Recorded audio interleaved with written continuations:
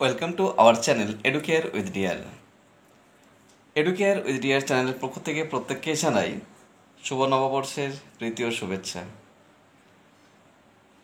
2021-23 এবং 2022-24 সেশনের ডিএলএডের যে B1 22-24 অর্থাৎ মাইক্রো টিচিং এবং P3 21-23 অর্থাৎ ম্যাক্রো টিচিং যে ফাইনাল পরীক্ষা তোমাদের রয়েছে, সেই ফাইনাল পরীক্ষা সংক্রান্ত তোমাদের 4 থেকে 5টি যে বিষয় মনে রাখা দরকার, যে বিষয়গুলো অত্যন্ত প্রয়োজনীয়, অত্যন্ত জরুরি। আমরা কয়েকটা 21-23 সেশনের কয়েকটা ম্যাক্রো লেসনের আমরা ফাইনাল টিচিং দেখলাম। তো সেক্ষেত্রে এক্সটার্নালরা কোন কোন বিষয়গুলোকে অধিকতর গুরুত্ব আরোপ করছেন বা গুরুত্ব দিচ্ছেন, এবং সেই সঙ্গে 22-24 সেশনেরও মাইক্রো টিচিংয়ের ক্ষেত্রে যদি এখন একটাও হয়নি, তো প্রথম কিন্তু পরীক্ষা হতে চলেছে মঙ্গলবার। তো যাই হোক, তোমাদের প্রত্যেকেরই ডেট তো দেওয়া রয়েছে, সেই ডেটের মধ্যে হবে। তো সেই ক্ষেত্রে তোমাদের কিছু অভিজ্ঞতা আমি শেয়ার করব 2021-23 সেশনের ম্যাক্রো লেসনের, ম্যাক্রো টিচিংয়ের বা P3-র যেটাই বলো, তোমাদের যে ফাইনাল পরীক্ষা হয়েছে সেই সংক্রান্ত 4টি বা 5টি খুবই গুরুত্বপূর্ণ বিষয়, যেগুলো মোটামুটি সমস্ত এক্সটার্নাল যিনি আসছেন বা যারা আসছেন, যাদের কলেজে পরীক্ষা হয়েছে যে সমস্ত কলেজে, সেই সমস্ত জায়গা থেকে কিন্তু এই 4-5টি কৌশলকেই বা এই 4-5টি দিককেই কিন্তু বেশি ফোকাস দিচ্ছেন এক্সটার্নালরা। কোন সেই 4টি বা 5টি দিক? এবং মাইক্রো লেসন প্ল্যান যেটা রয়েছে, এখনও যদিও 22-24-এর মাইক্রো লেসন এখনও আমি কোনো কলেজের খবর পাইনি, তবে যেটা হচ্ছে খুব শীঘ্রই কিন্তু হবে। তো সেক্ষেত্রেও বিগত কোন কোন বিষয়গুলো, বিগত ইয়ারগুলোতে কোন কোন বিষয়গুলোকে গুরুত্ব আরোপ করা হয়েছে বা সেগুলোর ওপরে আজকে এই গুরুত্বপূর্ণ আলোচনা।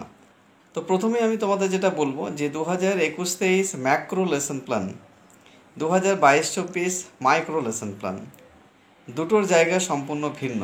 21-23-এর ম্যাক্রো লেসন প্ল্যান P3 হচ্ছে তোমাদের স্কুলে, যেখানে তোমরা ক্লাস 1 থেকে ক্লাস 5-এর 4 পর্যন্ত আমি বলবো ছেলে মেয়েদেরকে পাচ্ছ। যেটা আমি খুব বেশি গুরুত্ব দিই তোমাদের যে ক্লাস 3 এবং 4 এই দুটো ক্লাসকেই কিন্তু সামনে রেখে পড়াবে। যদি 2, 1, 2 পড়াতে পারো, কোনো অসুবিধা নেই, কিন্তু 3, 4-এ একটা পড়ানোর বিষয় থাকে। তো যাই হোক, আর 22-24 সেশনে যেটা মাইক্রো হচ্ছে, সেটা তোমরা কলেজেই পড়াচ্ছ তোমাদের বন্ধুদেরকে, সেটা তোমরা জানো। তো ম্যাক্রো লেসন প্ল্যানের ক্ষেত্রে 21-23-এ যেটা বলছি যে তোমাদের কয়েকটা গুরুত্বপূর্ণ যেটা দিক, যেগুলো কিন্তু এক্সটার্নাল দেখছেন, প্রথমত হচ্ছে গলার ভয়েসটা কিন্তু অনেকেই দেখা যাচ্ছে খুব ধীর গতিতে পড়াচ্ছে, আবার অনেকে খুব চিৎকার করে পড়াচ্ছে। এটা যেন না হয়, ভয়েসটা মিডিয়াম হবে, যখন যেমন প্রয়োজন হবে। একেবারে খুব স্লোলি সেটাও যেন না হয়, খুব লাউডলি সেটা যেন না হয়। ভয়েসটা তোমার ক্লাস বেসিসে হবে, কতগুলো স্টুডেন্ট রয়েছে একটা ক্লাসের, রুমটা কতটা রয়েছে পরিধি মোটামুটি, সেরকম বেশ করে কিন্তু পড়াতে হবে। এবং ভয়েসটা কিন্তু সেরকমভাবেই রাখতে হবে, খুব আস্তে বা খুব জোরে চিৎকার করলাম তাড়াহুড়ো করে তা নয়। ভয়েস কোয়ালিটি কিন্তু খুব জোরে বা খুব তাড়াতাড়ি হবে না, যেমন রাখা দরকার সেরকম। 2 নম্বর হচ্ছে ব্ল্যাকবোর্ড ইউজ। ব্ল্যাকবোর্ড ইউজটাকে খুব বেশি ফোকাস দিচ্ছেন। ব্ল্যাকবোর্ড ইউজে আমি দেখা যাচ্ছে যে দেখছি বা শুনলাম কয়েকটা যে বিষয় এগুলোতে, সেখানে ব্ল্যাকবোর্ড ইউজ অনেকে কিন্তু খুব কম লিখছো। খুব কম লিখছো বলতে 2-1টা আগেই লিখে রাখছো, সেটা কিন্তু নয়। যখন এক্সটার্নাল স্যার আসছেন, পরীক্ষা নিচ্ছেন, সেই মুহূর্তে কয়েকটা ব্ল্যাকবোর্ড ওয়ার্ক করে দেখাতে হবে তোমাদেরকে। তো সেই ব্ল্যাকবোর্ড ওয়ার্কের ক্ষেত্রে অনেকের বানান ভুল হচ্ছে, টেনশন বশত মিস্টেক হচ্ছে, সেটা কিন্তু একটু খেয়াল রাখতে হবে, কারণ এটার প্রতি ফোকাস বেশ ভালোভাবে দেওয়া হচ্ছে।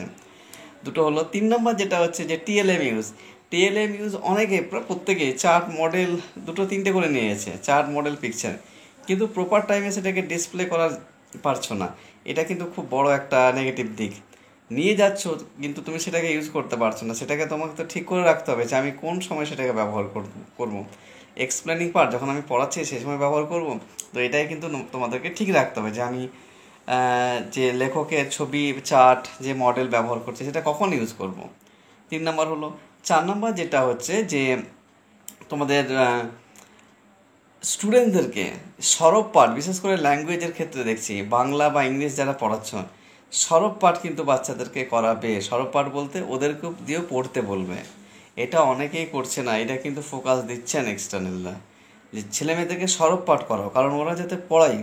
তুমি তো পড়িয়ে দিলে 2 লাইন 4 লাইন, ওদেরকেও বলো যে প্রথম 2টো লাইন পড়ো তুমি, বা তুমি 2টো লাইন পড়ো। এইভাবে কিন্তু ওদেরকে সরব পাঠ করাবে। 4টে জিনিস। 5 নম্বর যে বিষয়টা হচ্ছে সেটা হচ্ছে যে বিশেষ করে বলবো যে মাইক্রো লেসন যাদের রয়েছে তারা কিন্তু কম্পোনেন্টস বেস করে পড়াবে। মানে আর ম্যাক্রো লেসন যারা রয়েছে তাদের যেন সব স্কিলগুলো ইউজ হয় সেটা দেখবে। যেমন 21-23-এর স্কিল বলতে কি, যেমন introduce, explaining, blackboard use, TLM use, stimulus variation, closure, এইগুলো যেন সব ইউজ করা হয়। অর্থাৎ তুমি ক্লাসে গিয়ে প্রথমে ইন্ট্রোডিউস করলে, তারপর পড়াচ্ছ, এক্সপ্লেনিং করছো, ব্ল্যাকবোর্ড ইউজ করছো সুন্দরভাবে, ওদেরকে প্রশ্ন করছো, কোয়েশ্চেনিং করছো, তারপর টিএলএম যে চার্ট মডেল নিয়ে গেছো সেগুলোকে সুন্দরভাবে ব্যবহার করছো, তারপর সুন্দরভাবে ক্লোজার করছো। এটা যেমন ম্যাক্রো লেসনের ক্ষেত্রে, মাইক্রো লেসনের ক্ষেত্রেও সিমিলারিটি। তুমি যে স্কিলটা পড়াচ্ছ সেই স্কিলের কম্পোনেন্ট বেসিসে পড়াও। যদি সমন্বয় সাধন দক্ষতা পড়াও তাহলে সেখানে কম্পোনেন্ট আছে, দেখো আছে না, যেমন তোমাদের রয়েছে ধরো বিভিন্ন বিষয়ের মধ্যে সমন্বয় সাধন, যথাযথ উদাহরণ দান রয়েছে, নির্দিষ্ট উদাহরণ দান, তারপর তোমার ইন জেনারেলি যেটা সাধারণীকরণ। এইভাবে এই কম্পোনেন্ট বেসিসে কিন্তু পড়াতে হবে। মানে দক্ষতা আকারে তো দেখছোই স্কিলটা, কোন স্কিলটা পড়াচ্ছে, তার সঙ্গে সঙ্গে কম্পোনেন্ট বেসিসে পড়াতে হবে। এই কয়েকটা দিক কিন্তু খুব ভালোভাবে উনি লক্ষ্য রাখছেন এক্সটার্নাল যারা আসছেন। আর ভাইবা, ভাইবা দেখো, ভাইবা যেগুলো জিজ্ঞেস করা হচ্ছে মূলত যেগুলো জিজ্ঞেস করা হচ্ছে যে মাইক্রো লেসনের ক্ষেত্রে মূলত তোমার অনুশিক্ষণ কি, অনুশিক্ষণ কাকে বলে, মাইক্রো টিচিং, অনুশিক্ষণের সুবিধা অসুবিধা, প্রয়োজনীয়তা, দুটি গুরুত্ব, তারপর টিএলএম কি, টিএলএম এর ফুল ফর্ম কি, এছাড়াও তোমাদের রয়েছে যেটা তোমাদের মাইক্রো লেসন প্ল্যানের কয়টি স্কিল রয়েছে, প্রত্যেকটা স্কিলের যে কোনো কম্পোনেন্টস জানতে চাইতে পারে, উপাদানগুলি, এগুলোই মোটামুটি জেনারেলি জিজ্ঞেস করে। ঠিক আছে।